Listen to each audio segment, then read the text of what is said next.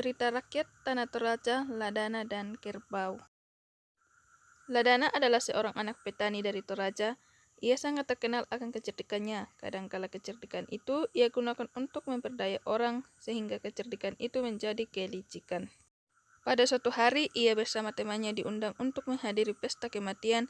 Sudah menjadi kebiasaan di Tanah Toraja bahwa setiap tamu akan mendapat daging kerbau.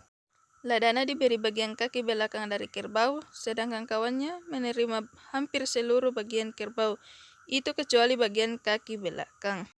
Lalu Ladana mengusulkan pada temannya untuk menggabungkan daging-daging bagian itu dan menukarkannya dengan seekor kerbau hidup.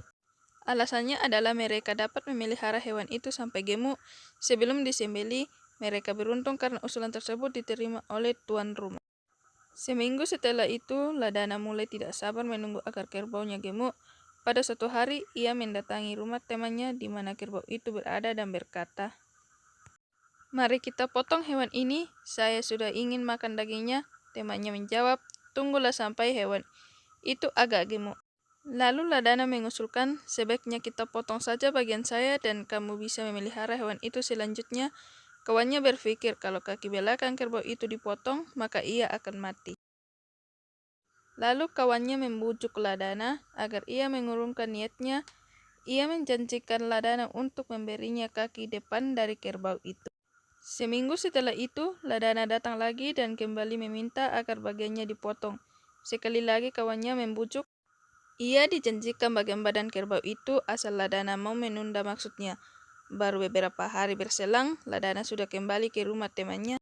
Ia kembali meminta agar hewan itu dipotong. Kali ini kawannya sudah tidak sabar, dengan marah ia pun berkata, "Kenapa kamu tidak ambil saja kerbau ini sekalian dan jangan datang lagi untuk mengganggu saya?" Ladana pun pulang dengan gembiranya sambil membawa seekor kerbau gemuk.